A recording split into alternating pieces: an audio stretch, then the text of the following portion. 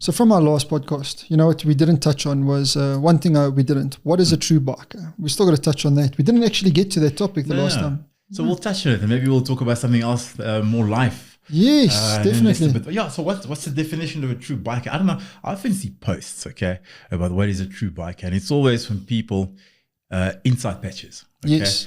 that have this idea that a true biker, and they give this definition of brotherhood, always rides on the weekends, he's willing to do all these things for his friends. And I always thought to myself, these are almost like basic man rules, right? Yes, it is. Yeah. I agree with you. And I said it before, like I mean, you're in the club, okay? And I recently stepped out of one, and I often read those things, willing to help people, etc. But that's actually the definition of a true gentleman. It is. I agree with you 110%. That is what my grandfather taught me to be. Exactly that same ethos is basically just being a gentleman in life. You know what I mean? Yeah. So yeah, I don't know. Like it's actually a very hard question to answer. That, you know, like, what is a true biker? It's a tough one, actually. Like, I often see people talk on the groups or on social media, and they'll say, you know, you're just a weekend warrior, or, you know, you're not the person who rides like this often, etc. So you're not a biker, etc. And I was always like, well, you know, if I buy my bike, okay, and I pay the money that I pay for it, who are you to tell me that the way I ride it, it doesn't fall into your idea of what true biking is? 100%. Ultimately, I pay the same money as you. If I decide to be a weekend warrior, which I'm not. I mean, I used to commute with my bike, etc. 100%, yeah. But in other people, they believe that if you're not riding in a certain way with other people, then you're not a true biker. Or if you don't ride a Harley, you're not a true biker, etc. And it's, I think it glorifies it a lot for people to make it feel like they're doing something outside of the norms. But ultimately, I don't think there's a definition of a true biker, because consider the example of, let's say, a motor GP professional rider. He's on the track every weekend. 100%. Okay, he's riding, but he's never on the road. I mean, Sheridan doesn't even have a bike license. He never rides on the road. So is he not a true biker? Yeah, you see, that's a problem. I get where you're going with it. Yeah. Like, I got a small definition of a true, you can't say true biker, but somebody that's a biker. Yeah. And that would probably go down to Wayne, my sergeant at arms. Because that guy will literally get on a bike by himself. Off he goes to Eastern Transvaal by himself. And he'll go ride the roads. But then again, he makes time for his family, his friends. He does all of that stuff. So if I was looking at like the perfect person, the perfect alpha biker, it would be somebody like him, because he rides with his mates. He rides by himself. He doesn't care what people think about him. He does his own thing. He doesn't really give a fuck. You know what I mean? Yeah. But the guys that always come with that true biker bullshit, I'm a true biker, are granted 99% of people in clubs, you know, and their definition of a true biker is going to day jewels, getting slammed, burning their bikes out and doing stupid ass shit like that. You know what I mean? Yeah. You know, no, whatever. But yeah, that's pretty much it in a nutshell. You know what I mean? The ethos of a true biker is probably the same ethos as being a gentleman. You know what I mean? I would say that. Just be honest. I mean, obviously, your grandfather taught you these things. I mean, I knew my dad all the way to, how old was I when he moved on? I think I was about late 30s. Okay. Good man. He did some things very well. I don't remember him ever giving me any life lessons in relation to what being a good man was going to be like. I never got those lessons. No. But I did get some lessons in relation to what not to do, watching his actions. 100%. Okay. Being unfaithful to my mother, potential threats of violence against my mother when the divorce was happening. And I watched this and I was like, this is pretty much the antithesis of what I want to be like.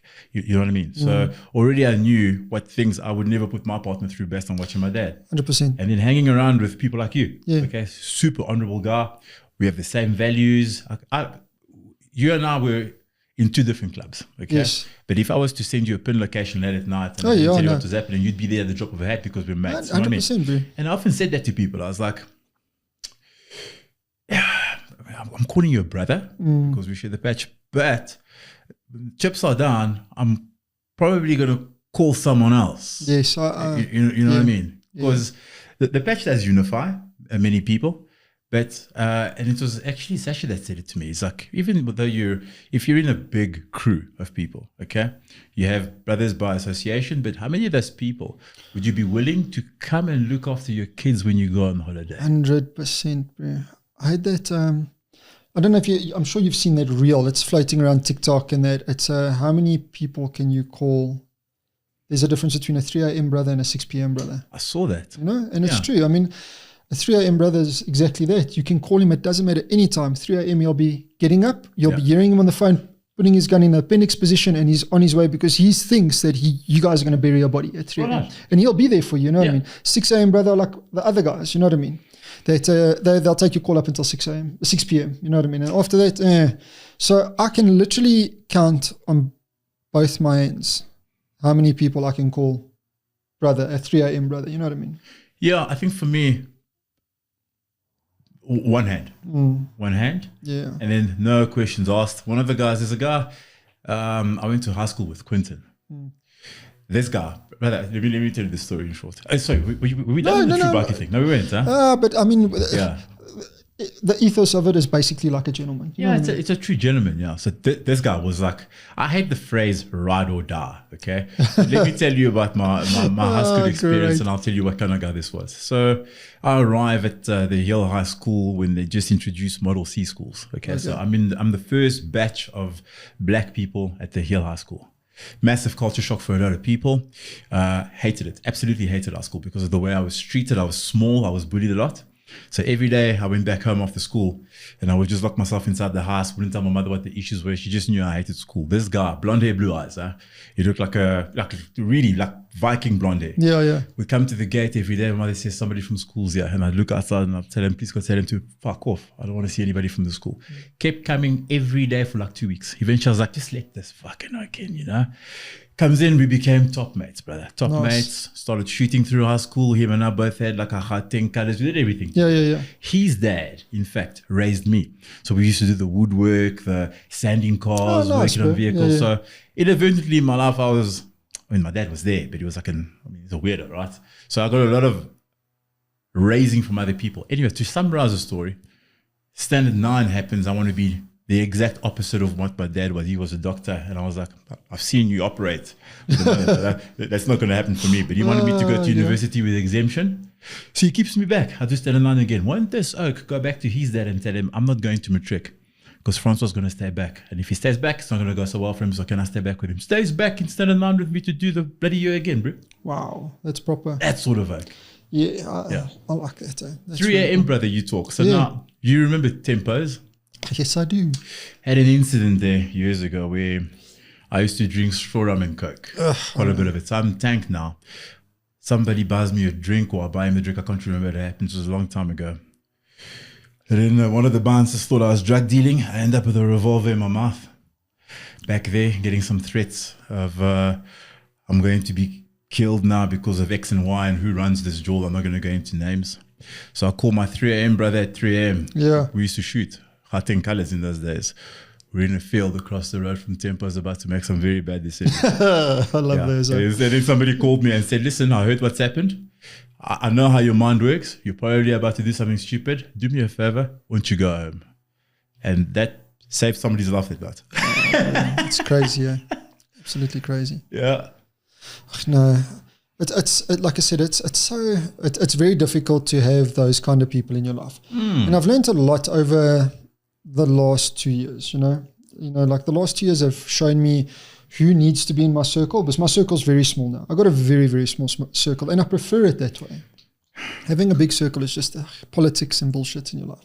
Having a small circle and the right people in your life, things work, you know what I mean? Yeah. Things work. And when you surround yourself with like-minded people, dude, things just change, you know? That's the blessing of having good people in your life.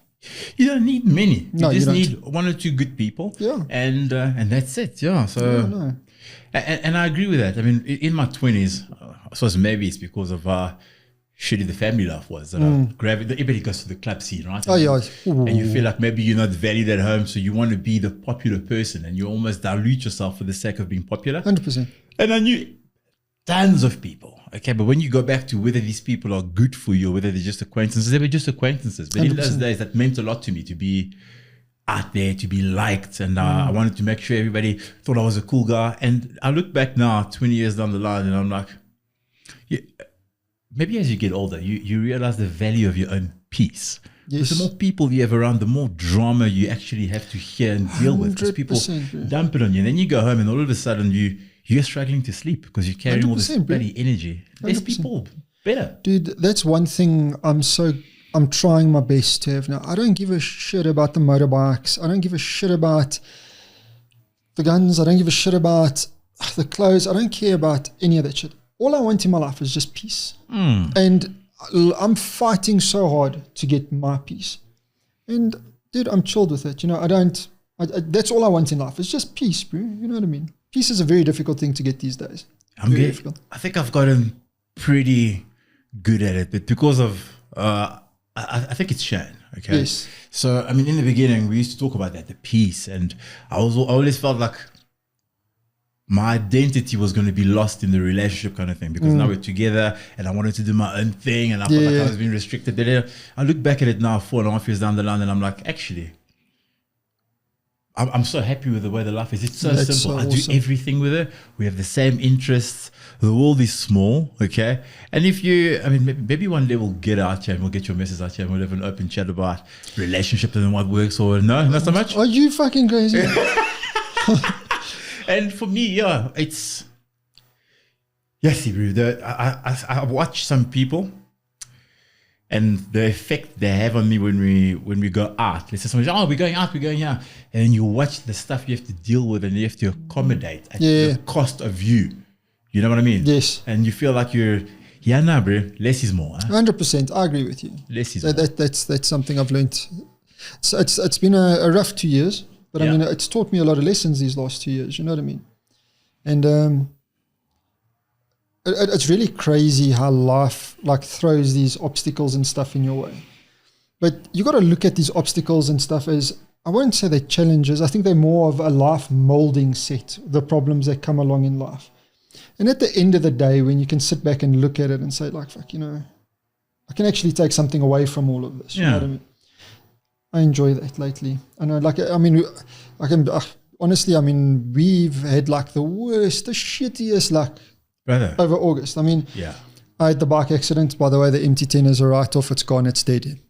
We just finished saying in the last podcast how it was his unicorn, his favorite bike. We never get one better. And what happens? And you know what the sad thing is? They are none available. None.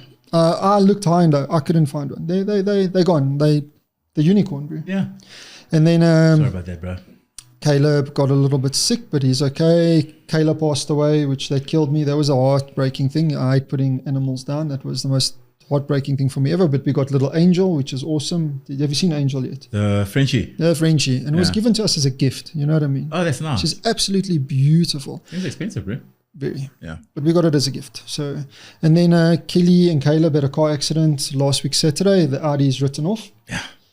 And it's just been like a knock after knock after knock after knock. And I said to Kelly the other day, like, as bad as things are, you need to understand things like this happen. It's either to change the trajectory of where you need to go and where you need to be in life. So even with all this bad, you know, there's always a silver. What it's done, the best way I can put it, it's taught me to dance in the rain. Yeah. That's what it's taught me to do. It doesn't matter how shitty things are. Dude, it's just taught me to dance in the rain. So on a life aspect, life has been a shit show lately. It's cucked that the MT10's gone because flip, I love that bike more than anything, you know. You know, like any other bikes I've owned. That was my baby. But it's gone. We'll move on and, you know, so life lessons, bro. Those life lessons. Yeah, some of them can hurt, brother. But I mean, it's, and I say that a lot. I consider myself something of a specialist at finding the silver lining in things. Even the harshest situations can really be like I mean, you remember I had that massive car accident, right? Where I nearly passed away 32 days in hospital. Yeah. And I sat there and I was like, super cuck. I thought I was going to lose my leg. But then after that, I realized just how fast paced my life was. And I don't drink and drive almost at all. Yes. But I honestly believe... We Uber. Yeah, we Uber now. Because, you know, back then it was only Goodfellas. But I can say with almost absolute certainty, considering how much I was drinking and driving in those days, that if I didn't crash and have that horrific experience that weekend, I would have crashed and died the next. 100%. Yeah. So it was unfortunate that it happened. Insurance didn't pay because I was obviously gepluk. But even in that, there was value. There was. As traumatic as it was, right? Exactly. What is it? I heard some quote from Morgan Freeman from the movie, was it Bruce Almighty? where he talks about, I mean, you're somewhat religious as well, right? Very religious. Yes. Yeah. So he talks about how, when you ask God for patience, do you think he gives you patience? Or do you think he gives you a situation that will give you the opportunity to demonstrate patience? So when you want strength, do you think God will give you strength? I mean, I'm not religious, but I mean, these are good lessons anyway. 100%. So right now, brother, maybe you need it. I'm not saying anybody ever needs to have a car crash or whatever.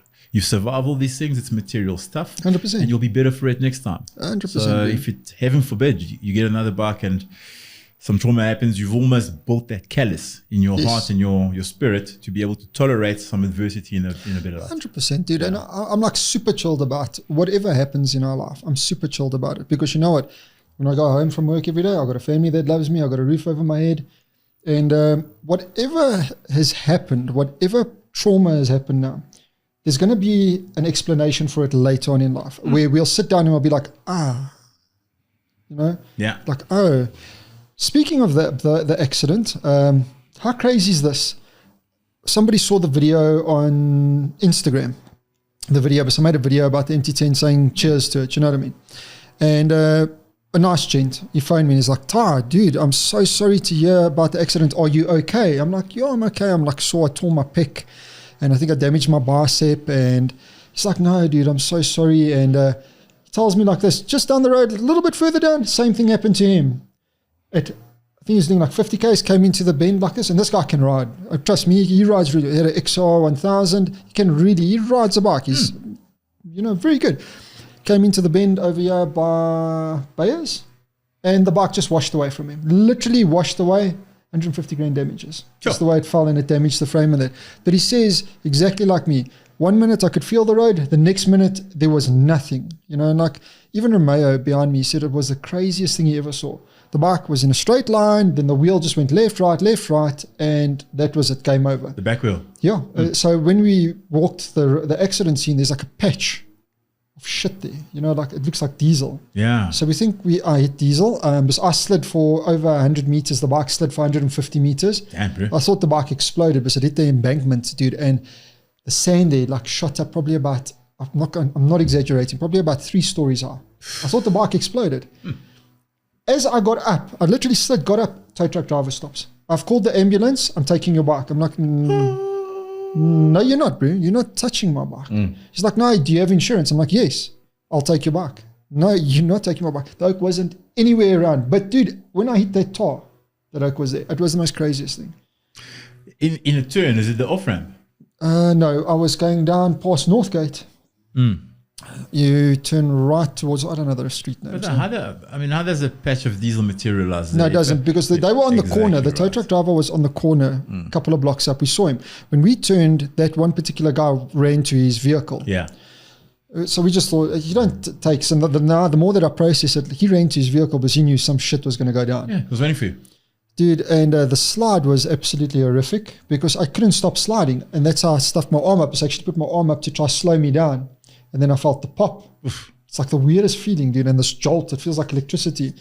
And then, dude, I shit you not, by the time I stood up, the oak was standing next to me. I was like, no.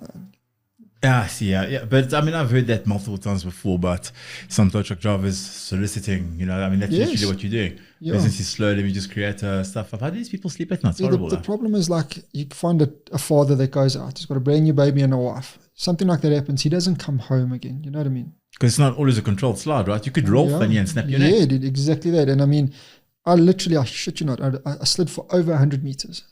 It was till my jeans actually disintegrated and that giant chunk out of my ass my skin decided to slow me down. Yeah. So that was the most, that was actually pain. That's the most pain I had out of the accident. My arm, my chest, it was sore, but it wasn't like my ass, bro. Yeah, look, did they still brush that thing? But the lady was so chilled. She's like, okay, we're not going to kill you. So I was like, okay. Still, I wasn't happy, bro. No anesthetic, nothing, huh? Just brush. Yeah, I haven't had that. Pray. I mean, touch wood. I never had to. Yeah. No, that's terrible. That's lovely bike. At least you made it through, brother. I did. The thing is, it's all good. What's annoying me is that I can't ride. That's my peace. It's just to get on. Like, people moan at me because, like, I just get on and I go ride. But I ride around the area. I do that loop. You know what I mean? We've got a loop. Yeah. And by the time I do that loop, by the time I get home, I am well rested. You know what I mean? I know what you mean. I'm the bucket. Yeah, dude. I'm not like acting like an idiot now and then occasional wheelie by myself. And by the time I get home, I'm like, okay, cool, I can process everything now, and that's what's annoyed me, is that it's taken that away from me. So, but I don't know, I think another 6 weeks and I should be okay. 6, huh? Yeah, so this is week 5. So I'm going to start, I'm doing my own physio, screw it, you know what I mean? Like, so this kind of movement kills me over here. And you can see my chest is like deformed a bit. Yeah. So, yep. Stuff up. So that's what's got me down a bit, is like just not being able to do the things that I love. Exactly right. Yeah. So now I'm raping the PlayStation. Yeah, damn. Yeah, but other than that, everything else is cool. I'm not going to complain. I'm not going to harp on about all the bullshit. It is what it is. Life changing. You still here, bro? Yeah. No. I've been gifted another motorbike, which is awesome. It's not an MT10. Gifted by who? By Kawasaki. Really? Oh, okay. So gifted by Kawasaki. So we got a Kawasaki now, Z900. Nice bike. You see the videos. These oaks are clutching that thing up in third gear as well. It's got more. It makes more torque than a MT-09. I couldn't believe it. It's true as God. So MT-09 makes 113. This makes 123. So it's 10 horsepower up on it. I'll let you know what it's like once I get a chance to ride it. I always imagine, because I had a Z1000. I always imagine that the Z900 might be a little bit cramped for you because you're taller than me, right? What I told you, 181? Somewhere there. Yeah. Dude, but it's such a lovely bike. Like when you sit on it, you sit in it. In the bike. Yeah, like the Z1000. Same concept. Sit on the bike. No, my size was... I've lost so much size over the years, you know what I mean? For being sick and that.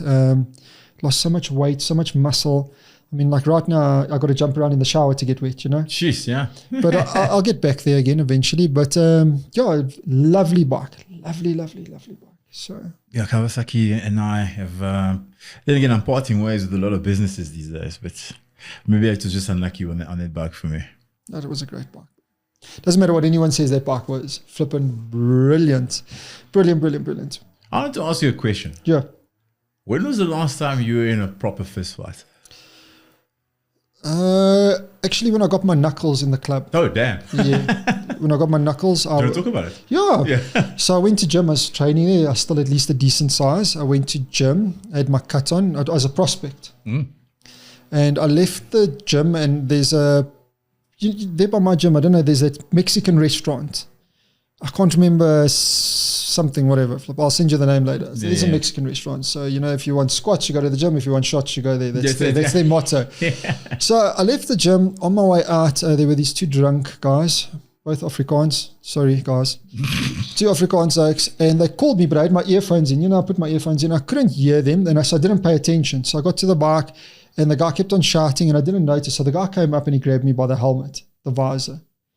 And that was it. In the chin, yeah, grabbed me like that. And that was it. Fighting words, and that was it. I squared him up. He dropped. He was out cold. Then his friend came, squared him up a few times. He fell over, got up, squared him again, down, and then I got arrested.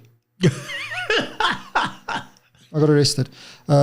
I had to phone my sergeant at arms. I phoned my VP and my president, and I got arrested. And then they couldn't get hold of me because my phone was now off. But after, I think my sergeant at arms managed to phone the police station, and we managed to get out of it. So it was self-defense, you know what I mean? It was.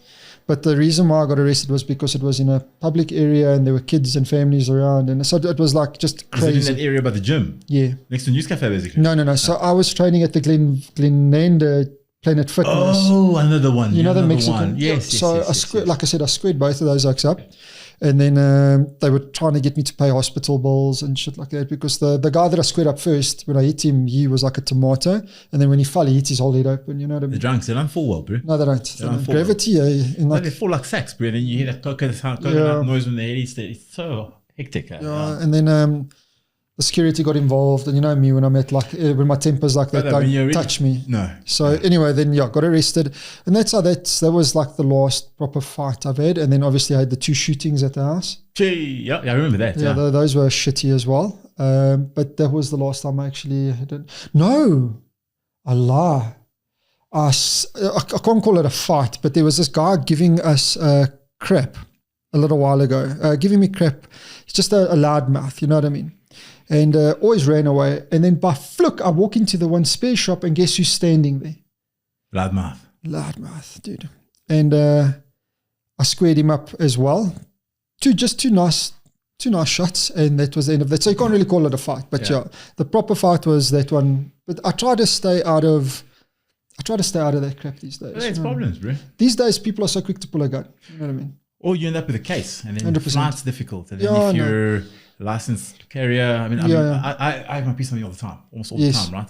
You get into a bit of a fisticuffs with somebody, and then it's problems. Really. 100%. I got into a scuffle at Aruba Lounge. It was over 10 years ago. Okay. It wasn't even my fault. I was there with Tyron Matner at the time. Oh, okay. I think it was Jonathan Barrett, who was a boxer. And then some, I can't remember the other guy. It was Ozzy the Paver. Oh, actually. yes. Do you remember Ozzy? I remember Ozzy very well. fighter, right? Yeah. And then it's me. So now, I mean, in those days, this was the heydays of my drinking, right? I was like something of a professional alcohol consumer. I'm hoplak, bro, dancing there at Aruba. Whoop, whoop, whoop. And I see this one guy pointing at Tyron, Jono, and Ozzy at the bar going, oh, God. So I got him. I'm like, oh, bro, no. Please don't, bro. Please don't. That guy there can box. That there, professional boxer, EFC fighter. Says you're antagonizing them. They're just waiting for you to throw the first shot so they can claim self-defense, and then you're going to get ground into powder, brother. So let me rather buy you a drink, and then we can call it quits. So this guy looks at me. I'm drunk, eh? I'm seeing like triple of this guy. Yeah. Looks at me and he goes, if you don't get out my way, I'm going to F you up too. And he pokes me in the chest like this. But I think I was like 96 kilos in those days. I was a lot bigger than I am now. And then as he poked me, his right leg went back. Yes, yeah. And I thought he was squaring me up to give me a right cross. So as I saw the leg move, I jumped up and I headbutt this guy, bro, right across the bridge of his nose. So unfortunate for him because as I hit him, his lights went out. Yeah. And he's falling back like this. And then Tyron was next to him. So Tyron, no, it wasn't Tyron. It was Ozzy. Ozzy right hooks this guy. Guy comes up. Other guy catches him up. And then somebody who was in the air landed on this hook's head. Now, this happened in like 5 seconds. Headbutt, right hook, stomp on the head. Oh, God. This guy's like out cold now on the floor looking up. Fucking murdered dog, bro. Oh, no. We left and then he came up. He was outside again, antagonizing me. And I had him. They had that restaurant outside Aruba. It was like a top. I was into this guy, pushing him into the restaurant. People were trying to eat their meals, and I've got this guy's head through while I'm screaming some stuff at him. I was bloody drunk. Yeah. So embarrassing, bro. But the worst, James was my coach back in those days. So he used to have like a little curtain. I'm waiting to go there for my fitness assessment in those days. And I'm sitting there outside and I can hear some random person there saying, Asti, we went to Aruba last weekend, And this drunk guy was causing cack, and then this black guy out of nowhere came out and cleaned him up. And I was like, oh, how embarrassing. Oh, God. Says, why do I have to deal with the consequences of drunk me? Yeah, no, it's so bad. But I was trying to help though, bro. I was trying to help though. And next thing you know, dude, it's just, it shows you what alcohol does to people. It's not good stuff, really? Alcohol is taking led me to places, honestly. No, dude. You wake up the next day, you see all those SMSs from the places you were enjoying, and you're like, yes, I'm a cockroach. Dude, and the problem is these days, if I go drinking, for the next 3 or 4 days, I'm fighting for my life. Yeah. I recover 4 days, dude. I'm fighting for my life. I don't want to know nothing. I don't want to see no one. I don't want to talk to anybody. I'm fighting for my life. That's why me and booze. I think the last time I got really shit-faced was with you on your birthday. That was rough. Oh, bad luck for you, my brother. The 28th. I know. Can I do it all over again? Yeah, we're going to hit it again, brother. Yeah, no, I'm going to have to strap my flipping arm and shoulder up. Yeah, so what's the plans? We're going to this Bosa Eatery close to where I stay. Nice. We have a few cocktails, a few meals. Good people. Some of the guys from On the Run, the club are going to come. A couple close friends, Mike from Jets. Nice, dude. That's spectacular. It's spectacular. Nice. Did I ever tell you about that scuffle about with this guy? This guy was talking shit about me on social media.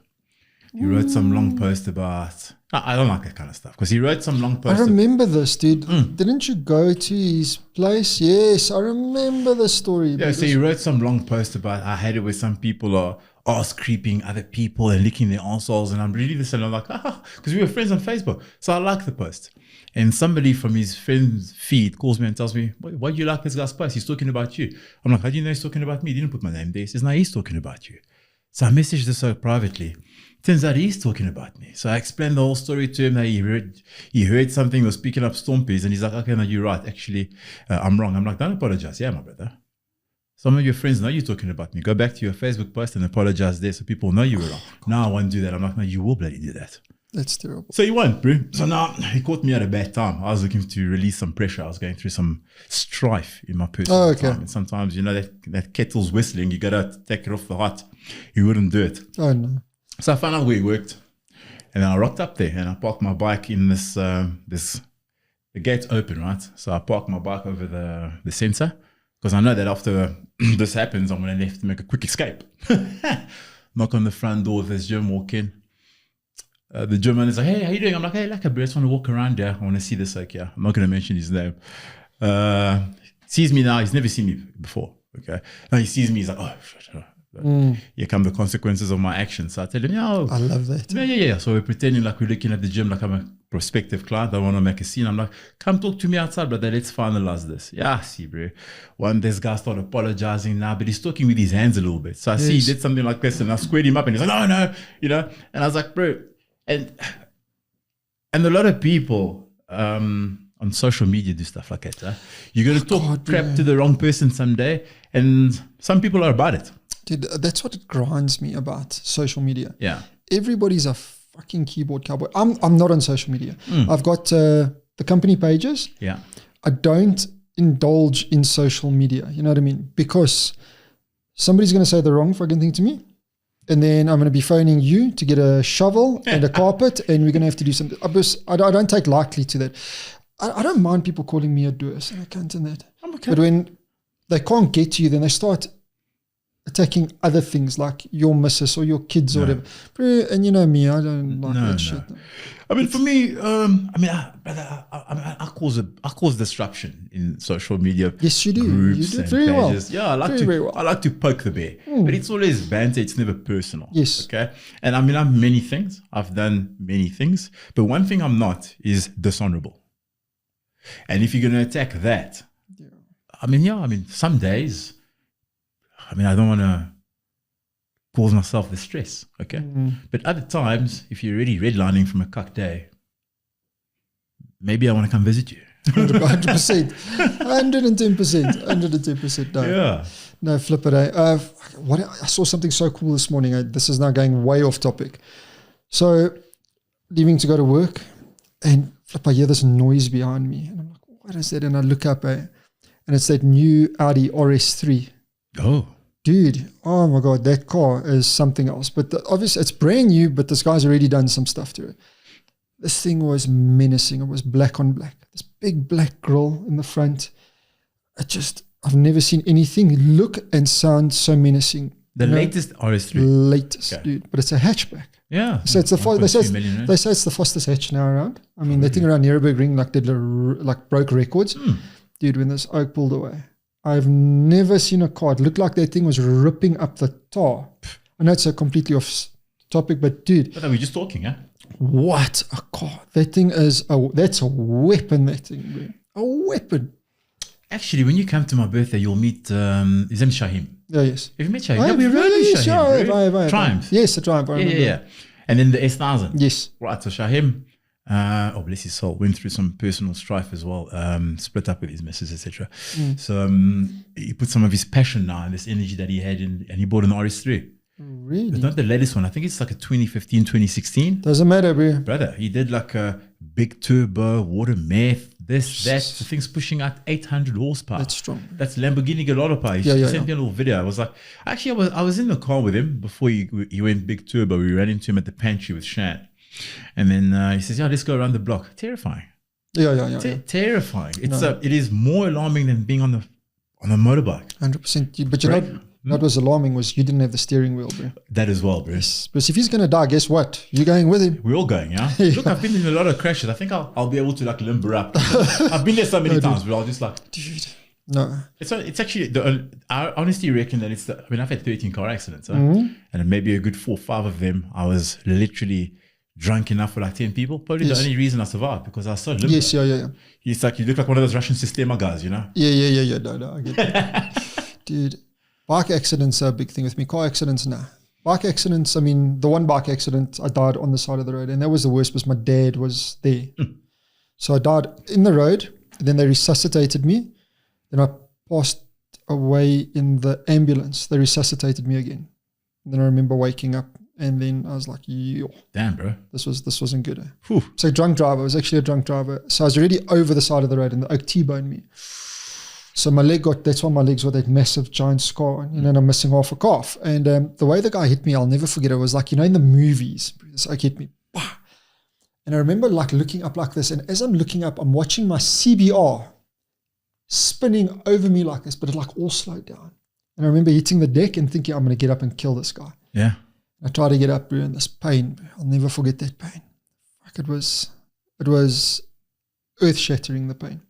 And this cop stopped, undercover cop. And I was holding his leg and he's like, bro, just squeeze. And I can remember that, like, just squeeze. And like everything getting dark.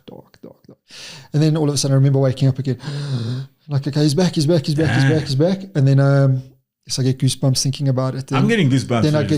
Then I get put into the ambulance. And then that same feeling. But it's going to sound really crazy, I'm going to say it. It's not that scary. So you can feel like something's not a yobba, something feels awkward. And it was actually quite comforting in a way, you know what I mean?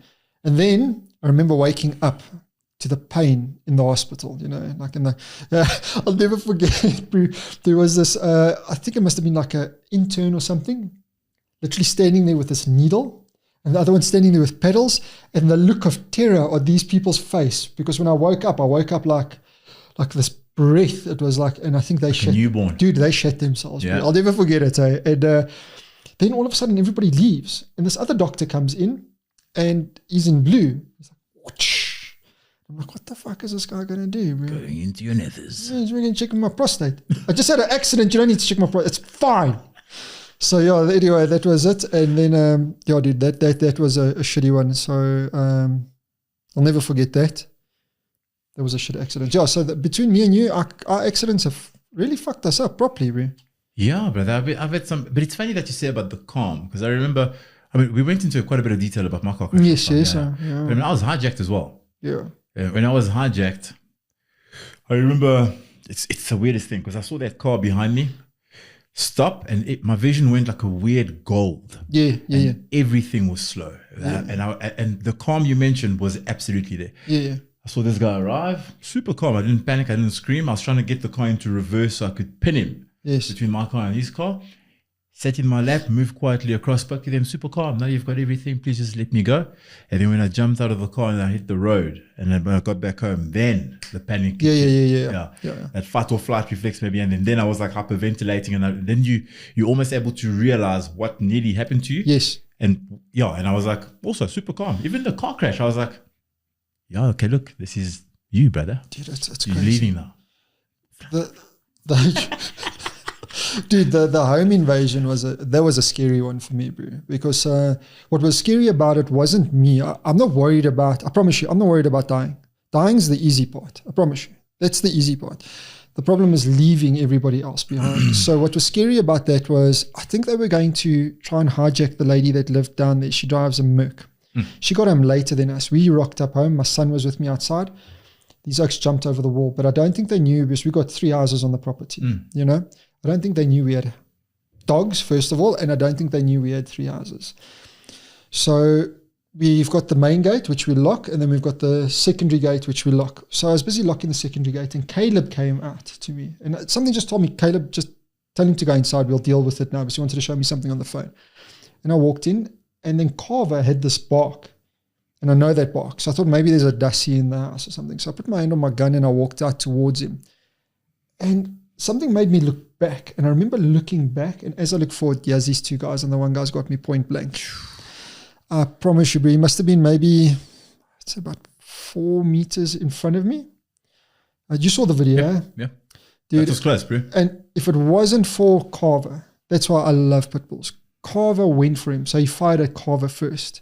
He brought the gun back to fire at me. Carver went for him again. He managed to get a shot off at me, but missed, hit the car. That's why the car I'm driving has actually got a bullet hole in it.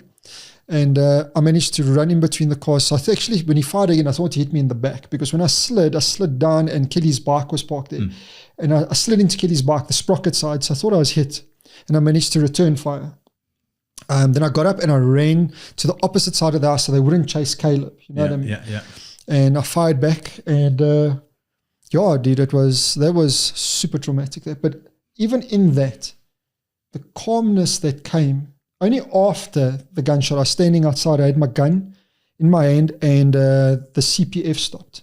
And the guy's like, "Can I take your gun?" And I didn't want to let go of the gun. He says, "Let me just clear your gun, and I'll give you back your gun." So he cleared the gun, gave me back the gun. Only then did I really start freaking out. I freaked out because I put a message in the group, "Guys, I've been shot at. I don't know if I'm hit," you know. So I was like panicking because now I'm worried about Caleb. But there was still a calmness in all of this. It happened in seconds. I mean, you saw the video, dude. It happened like seconds, but it felt like hours. I know what you mean, bro. But you're lucky to be alive, huh? That guy was close. It was. And thank God he couldn't shoot for shit. But the biggest thanks goes to Carver. That dog, if it wasn't for him, he would have shot me, because he caught a fright when Carver went for him. Yeah. You know, big dog, bro. Yeah. And, you know, so that dog saved my life, definitely. Why is the CPF clearing you? You know, bro, you're a cop. No, don't touch my stuff. Yeah. You know what I like about the CPF in our area? Good boys. Yeah. Like Keegan and all of them. Like, crazy guys, you know what I mean? So I was like, yeah, take it. Because I was like finished, because my back was killing me. Because I still, after they got away, I still took my shirt off and I said to Kelly, "Check, I think I'm shot." Yeah. She checked and she's like, no, you're good. Sure, bro. And then how's it? The next day we all get COVID. Like, what? How does that work? That guy brought it for you, bro. Yes, that guy came for a special delivery. What an asshole. Hostility. Brought the COVID, brought violence. All three of those oaks, because there were 2 in my yard, 1 outside, all 3 of those oaks shot and killed 2 weeks later. Yeah, in the area. I remember you said that to me. They broke into somebody's house up the road and the guy caught them, right? 100%. And it's going to sound terrible. I actually wish I was the guy that actually fucking shot them. Brother, I mean, the guy tried to take your life. It's a natural sort of instinct. I mean, 100%. Especially when it's at home, the invasion. It is. Because I mean, you feel for a little while, you feel less safe in your own place. Dude, we've spent so much money to lock ourselves in our own home. You know what I mean, bro? We've got night vision cameras and sensors and this and that. And dude, I've spent more money on security than anything else. You know, and these days you can't go, you can't say after dark it's safe to just go walk around. No, you need to be carrying all the time, which is why I'm the missus as well. Yeah. We had that home invasion as well at the other place. Again, the Yorkies were great because, like you say, you know your dog's bark. And the dog was in the bed and he barked like I had never heard this dog bark before.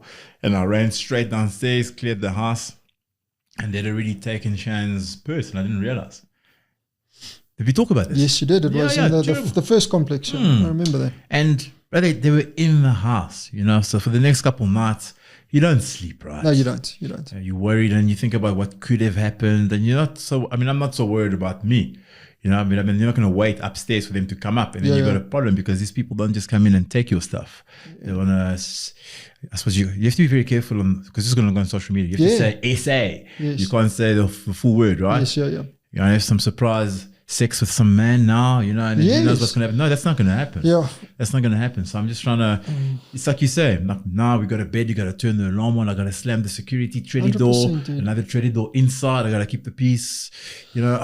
It's so difficult because now if something happens outside, I actually have to keep the dogs inside because these motherfuckers throw poison down. Yeah. You know, and the worst thing you'll ever see is a dog that's been poisoned. Those dogs spasm so hard they break their own backs at times. You know what I mean? It is the most horrific thing. And so now when something happens outside, I'll put the bullet out because I got a bulletproof vest. I put the vest on. Go big, bro. Put the vest on if I can't see, you know what I mean? And then I'll go out, you know what I mean? So I keep the dog inside, and then once I'm sure that there's nothing there, then the dog can come out, you know what I mean? Because I did that a couple of times and I actually regretted it because at some point we heard a noise and I kitted up and I went outside. But I was like, every door in our house has got a treadie door. Yes. Best thing for me to do actually is it's just stuff outside. Yeah. If you're going to take it, take it. 100%. She's just wait inside by the door. And if you happen to come inside, because I mean, if I go outside and this guy get the jump on me, they're going to put me down and now they're inside. 100%. And then I'm going to regret that. I'm just going to, I mean, it's actually a poor reflex. You go into like almost hero mode. Yeah. I want to go outside and in my yard. 100%. But really, you got to think about it carefully and just go, fine. Look, there's a noise outside. Let's see what you do. I want to look through the windows and wait to see if you come in. If you 100%. Come in, then I've already had a good 2-3 minutes to prepare myself. Maybe I'll put a chair in the door and then the fight's on. Yes. Trip the DB board. Yeah, no, that's me as well. But if they're in my yard, I'm literally turning all the lights off. Yeah, I know the area. Me as well. Yeah. That's it. Same thing, dude. So that's one thing I need to do is I need to actually go shooting again now soon. I haven't gone shooting with the Glock in a while. Funny enough, the Glock survived the bike accident. It's got some scratches on the barrel. Plastic fantastic, bro. Metal, the barrel. The barrel slide, huh? Oh, yes. But then polymer bottom, frame, yeah. So that one survived. The last one didn't. I mean, that got taken in an accident. Yes. And how crazy is that? Yeah, you're lying on the side of the road. Oak stops, picks up your gun and drives away.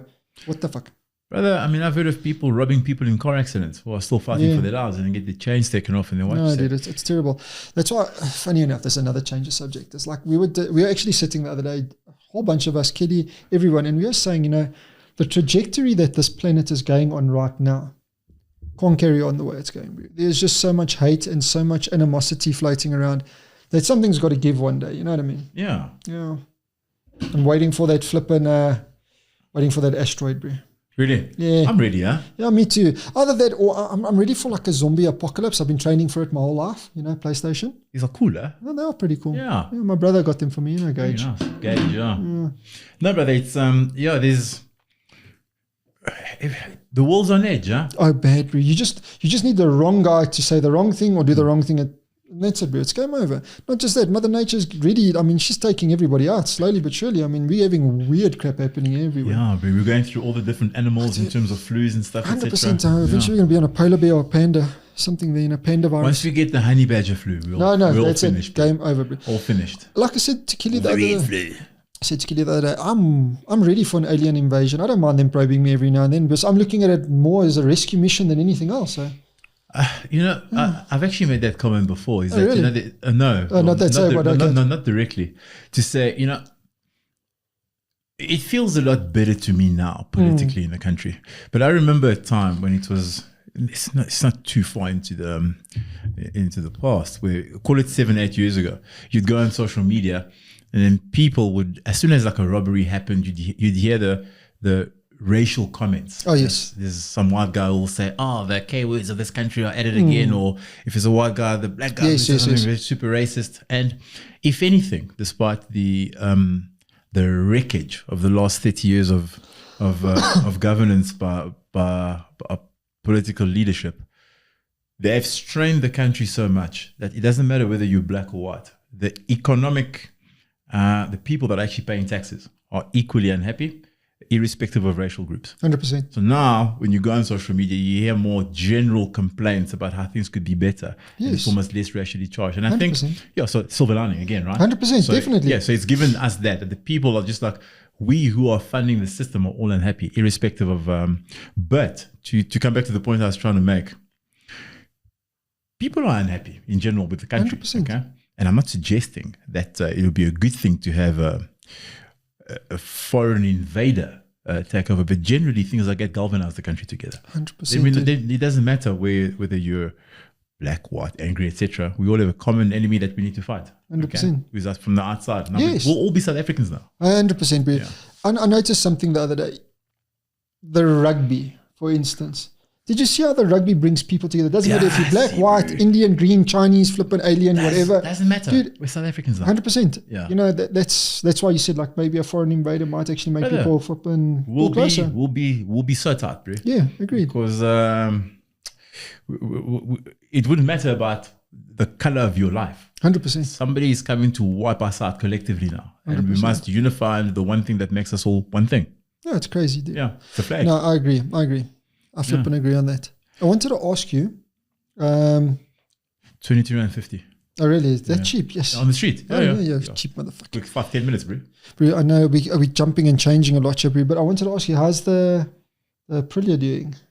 It's doing very well. It rides well. So it's stabilized in relation to how the fuel feels. Yes. It starts up nicely. I don't think I've noticed the smell of that gas. But in the time that it takes from cold to getting up to temperature, every now and then the bike, if I stop at the light, will rev higher than it's supposed to, and it'll sit there for a while, and then I almost have to turn it off and on, if you know what I mean. Like almost like the clutch is catching, but the clutch isn't involved, and it's done that 3 rides in a row almost. I wonder, we must have a look at, it could be a vacuum problem, vacuum leak. Because anytime your idle stays high, it's generally like a vacuum leak. So maybe something simple as that. Yeah. Besides that, I love that bike, bro. That's an awesome bike, It's bro. such a good bike, yeah. There's no other bike I would want to get. Maybe that Ducati, but I'm not willing to throw a 4. Look, let me not make myself sound rich. I'm not willing. It's not that I'm not willing to spend that money. I do not have that money to spend. 100%. I can't afford the bike I want. Agreed, dude. Oh man, you don't understand. I was by Berto, dude, and he's got this. There's this one bike there, and I was looking at it, and I was like, yes, this is. I could actually do this. I could really do this. Phone's off. GSX-S 1000, black on black. It's got like this carbon look. It's got wings. It looks very futuristic. It's like, it reminds me of the MT10, you know. GSX-S is the taller one, the Adventure, is it? No, it's the Naked Street Fighter. Oh, wow. My bro, if you got a gap, take a swing past Berto, ask him you want to see the GSX-S. But isn't that the one that you love that has the K8 motor in it? It's got the K5. K5, yeah. And this is the new gen. Okay. This one is more stealthy. Bro, I have been completely blown away by this bike just by standing and looking at it. So it's black on black. I don't want it in any other color. Black on black. And when you stand and you look at it from the front, it looks like a stealth bomber. Almost. Yeah. And it's got these wings, and it's got this obnoxiously ugly headlight unit. So it's got a headlight at the top, headlight at the bottom. It is the most ugliest, prettiest Picasso bike I've ever seen in my life. Designed by Stravinsky. Dude, go sit on this thing. I've never felt a more welcoming bike before. Plus, it's got the K5, K6, GSX 1000 motor, so reliability is pretty damn good. And actually well priced. This one had, I think, 4,000 Ks on the clock. Beautiful, genuine SC full system on. Yeah. 189. But wow, you need to go see it. To appreciate it, you need to go see it. It's really. What time is it, bro? My watch has stopped working now. Is it? Oh wait, no, it's not. It says My phone. 10 minutes. About 10 minutes. That's good. Really? Yeah. Oh, I did well. Yeah. So. Just double check. Oh shit, man! I lost my train of thought there about the GSX. Yeah, look, if you tell me that the GSX are lacquer, I'd consider. I remember Wesley had one which looked very good. Yes. I always felt like, to me, like the Suzukis were like the old Opel Cadets, super reliable engines, unbeatable. But then the ones that had that fat tailpiece at the end with those big lights in the middle, I haven't seen many where that rear tailpiece was not broken and rattled on the ride. Yes, dude. That is a telltale side of those Ks, bro. Right? Telltale side of those Ks. I always felt like the engine's not bulletproof, but then the body is going to start letting me down. And for me, 100%. Is that a factual comment to make? Yes. You see, so, I mean, even the Aprilia, I mean, I wheelie that thing often. And naturally, I mean, wheelies kill bike. Yes, they do. The front, my front fairing has touched the mudguard before. It doesn't rattle. The back tailpiece hasn't really rattled per se, but I will never get that picture out of my mind of the Suzuki. So if you tell me here's a nice Suzuki, I'm just going to consider myself, I want to ride that thing hard, and I always feel like the engine will last until 2070. But your tailpiece will blow off for your side fairing. The tailpiece will blow off and some side fairing will come off. I know that feeling, but you need to go have a look at this bike. It's very, very impressive. Brother, didn't your side fairing on the 1400, the ZX14, the ZX14 come apart in your Marlboro? We were running with Tibbs as well, and your bike just stripped. Yeah. I couldn't believe it. I was like, there's like half a fairing laying there. But also good fun. That ZX14. Nobody can wheelie a ZX14. Oh, really? I used to wheelie the crap out of that thing. I will show you guys. Yeah. We're on 3 o'clock, eh? Really? Yeah. Yeah, bro. Let's see if they come kick us out. Yeah. Brother, did you see my post about that Insta 360 camera and how those people came to the party in terms of service? No. Let me tell you the story quickly. Maybe if it catches it doesn't or whatever, we can trim it off. So my 360 camera had a fault. I had bought it from Takealot. Outside of warranty, Takealot says, no, you must send it to China. Insta1R will fix it there. And I'm like, no, man, it's not lacquer. So I look around. I can't find the fault. The thing keeps coming on and off. I got a cameras in Stonewall Business Park by Cresta. The guy says, yeah, we sell these cameras, but we don't have a technician yet. So I said to him, I think it's the battery because the battery sounds on. Tells me, well, I'll get a battery for you. We don't sell it, the battery, but then come here, test the battery. If it's the battery, you can buy the battery. I'm like, okay, I'll go there, test the battery. It's not the battery. So I said to him, oh, because you opened the box, I feel cucked now because you went out of your way, right? How's that service? I'm like, let me buy the battery. No, don't worry about it. Tells me the supplier for Insta19 in the country is now taken over. So let me speak to him, see if he can help you. So I speak to the He's like, yeah, bring me the camera. We'll take it apart. We'll test the battery, the lens, and the core. So he tested over 2 days. He told me, oh, your core's done, bro. Insta1, but they discontinued. I don't have a one core for you. I've got an RS core for you. He says, I'll replace it for you. I'm like, how much? He goes, no, take it for free, bro. I have to support the brand. I'm like, no. I'm like, I want to pay. He says, no, I'm not going to accept your money. Just take the call for free. Like a 4,000 rand call, gave it to me for free. That's awesome. So I told him, listen, as a favor, brother, I didn't even know you guys were here. Don't you have another camera there that I can maybe take and review for you? He's like, yeah, sure, bro. He says, I've got all this stuff here. Come see me on Monday. I'll give you this one. Use it for a week. Do another review. So I did the review on my camera. He was very happy. So now they're going to start letting me review the other products. Go for it, brother. Go for it. He went out of his way for no reason. That's absolutely awesome. Yeah. That's absolutely awesome. That's absolutely awesome. And now, some closing words from Tyrell. I got absolutely jack shit. That wraps up the second episode of Brass Tacks with the memorable Tyrell. There we go. Done and dusted, eh? I give up.